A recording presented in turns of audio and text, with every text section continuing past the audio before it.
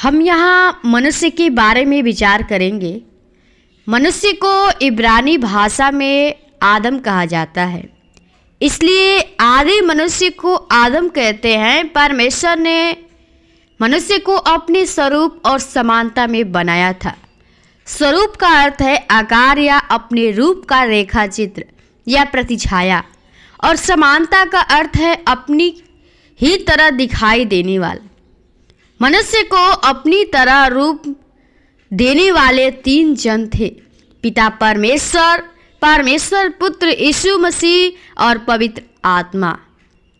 मेरे प्रिय भाई बहनों, आप सभी को प्रभु यीशु के नाम में जय मसीह की।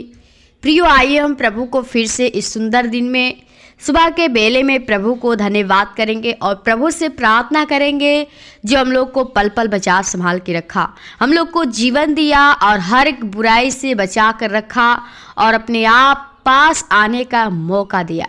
तो आइए हम प्रभु को धन्यवाद करेंगे और प्रभु से प्रार्थना करेंगे कि प्रभु हर एक का जो जीवन है बदलने पाए, प्रभु हर एक की आत्मा को बदलने पाए और हर एक जन का जीवन प्रभु यीशु के अनुसार चलने पाए, परमेश्वर जैसे चाहते हैं उस प्रकार चलने पाए। तो आइए हम प्रभु के चरणों में चलते हैं। एक वचन से सीखेंगे कि प्रभु हमें क्या सिखाता है।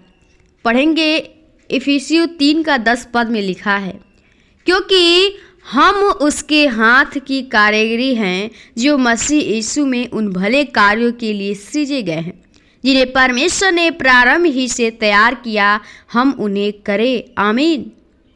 प्रिय, परमेश्वर का वचन हमें सिखाता है और कहता है क्योंकि हम उसके हाथ के कारीगरी हैं। प्रियो, जो मनुष्य है परमेश्वर के हाथ के बनाए हुए हैं। परमेश्वर ने हमें अपने हाथों से रचा है और कहता है कि जो मसीह यीशु में उन भले कार्यों के लिए सृजे गए हैं। परमेश्वर वो भला कार्य करने के लिए परमेश्वर हम लोग को सृजा है, जिन्हें परमेश्वर ने प्रारंभ ही से तैयार किया, हम उन्हें करें। प्रियो, परमेश्वर हमें इसलिए बनाया कि हम उसकी महिमा करें, एक दूसरे की सहायता करें, भलाई का कार्य करें, तब उसकी महिमा होती है। और परमेश्वर वही चाहता है कि आप परमेश्वर की महिमा करें, क्योंकि परमेश्वर ने आपके एक जीवन को बहुमूल्य बनाया है, सबसे अच्छा बनाया है। प्रियो, जो मनुष्य का जीवन है परमेश्वर ने बहुत ही महत्व दिया, क्योंकि पिता परमेश्वर ने मनुष्य को मिट्टी से बनाकर उसके नथनों में जीवन का श्वास फूंका और आदम जीवित प्राणी बन गया। परमेश्वर ने मनुष्य को अपना स्वरूप, पवित्रता, आत्मिकता, ज्ञान, बौद्धिकता और सच्चाई में प्रदान किया है। परमेश्वर का स्वरूप पुत्र यीशु मसीह के द्वारा प्रकट हुआ। जिस देह में यीशु मसीह इस संसार में प्रकट हुआ, उस पवित्र देह को आत्मिक देह कहा गया है। इस प्रकार पिता परमेश्वर ने मनुष्य का आत्मा, प्राण, देह, तीन चीजों को प्रदान करके अपने स्वरूप और समानता में रचा था। वैसे ही उसे बनाया था, किंतु मनुष्य ने पाप करके अपने इस स्वरूप और समानता को बिगाड़ दिया। परमेश्वर के मनुष्य के समान हड्डी और मांस और लहू नहीं होता है, इसलिए उसने स्वयं यीशु मसीह के द्वारा मानव रूप धारण करके पाप से बचाने और उसी पवित्र, सत्य, धार्मिक और आत्मिक स्वरूप को प्रदान करने के लिए संसार में आना स्वीकार किया। क्योंकि प्रभु यीशु मसीह मनुष्यों की इच्छा शक्ति से पैदा नहीं, बल्कि पवित्र आत्मा के सामर्थ्य से पवित्र और आत्मिक पैदा हुआ था। प्रियो, परमेश्वर का कुछ मनुष्य से मकसद है, इसलिए वो मनुष्य को बनाया।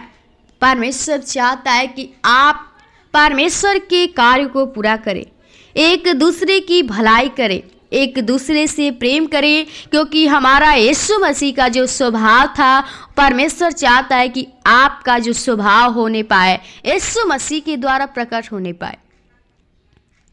लोग पहचान सके कि आप सच में परमेश्वर के बेटे बेटियां हैं। प्रियो, हमारा परमेश्वर जो था, यीशु मसीह जो था, बहुत ही नम्रता दीनता का था। नम्र व्यक्ति थे, एक दूसरे पे दया करने वाले थे, भला करने वाले थे। तो हमारा भी स्वभाव यीशु मसीह की तरह होना चाहिए, क्योंकि परमेश्वर ने हमें यीशु मसीह के जैसे स्वभाव दिया, तो हमारा स्वभाव उसी प्रकार होना चाहिए। पवित्र, आत्मिक, एक नया जीवन होना चाहिए, परमेश्वर के कार्य करने लायक होना चाहिए। प्रियो, परमेश्वर चाहता है कि प्रत्येक मनुष्य का वही रूप धारण कर ले जो प्रभु यीशु मसीह का है। मनुष्य भी नए सिरे अर्थात पवित्र आत्मा से जन्म पाए।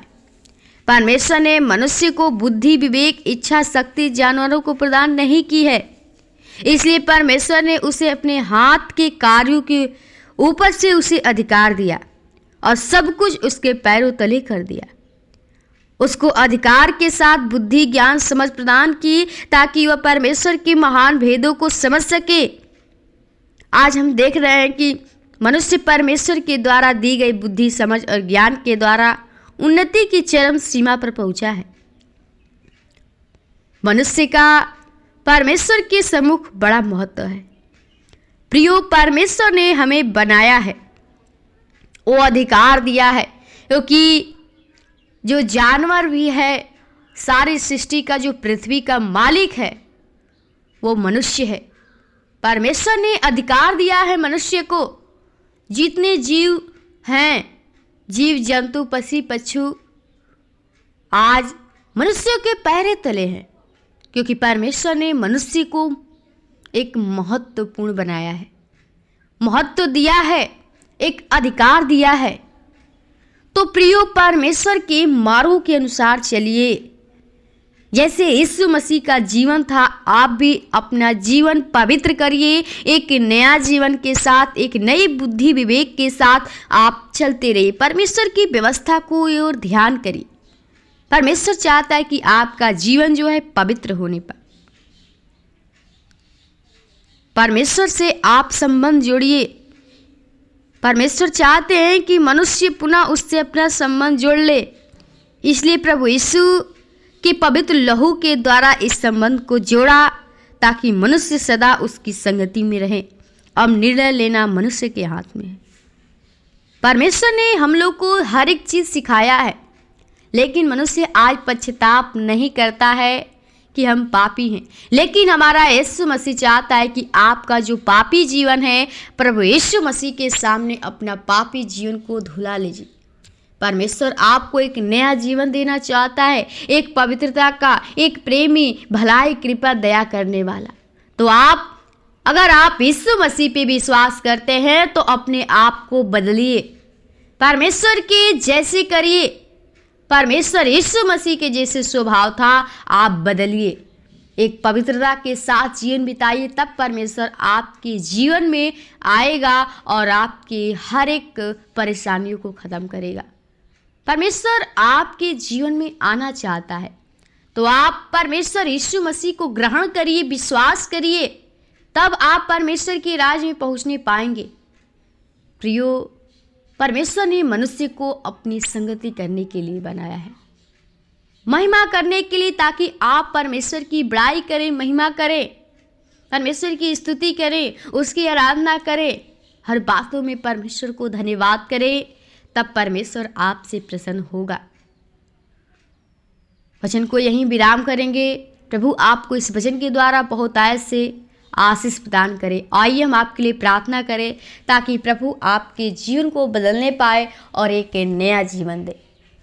धन्यवाद, धन्यवाद ओ सृष्टिकर्ता, उद्धारकर्ता, जिनके स्वामी खुदा और राजाओं के राजा, प्रभुओं के प्रभु, जीवन को देने वाले खुदा प्रभु, बड़ी नम्रता दीनता के साथ तेरे महान चरणों में आती हूँ, जो तूने हम लोग को पल पल बचा संभाल के रखा।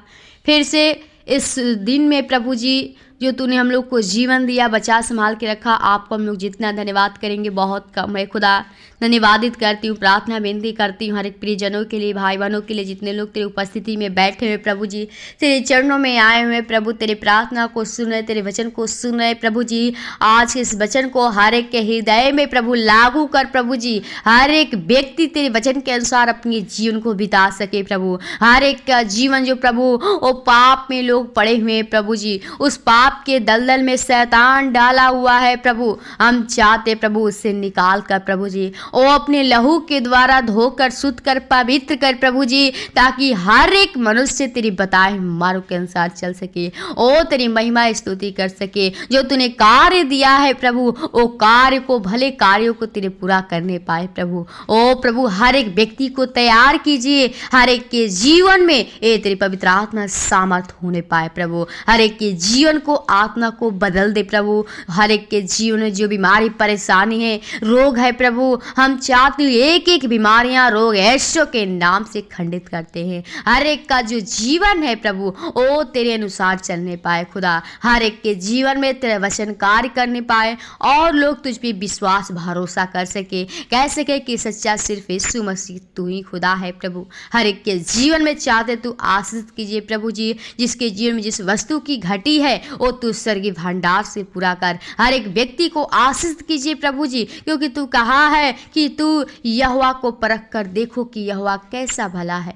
खुदा सच में तू हमारा भला खुदा है और हम चाहती हर एक के ऊपर प्रभु जी वो तू आशीष की वर्षा कर प्रभु जी। हर एक के जीवन में ओ तू प्रभु अद्भुत काम कीजिए प्रभु खुदा। हर एक के जीवन को चाहते प्रभु ओ तू बचा, ताकि हर एक मनुष्य तेरी स्तुति की बड़ाई प्रशंसा कर सके खुदा।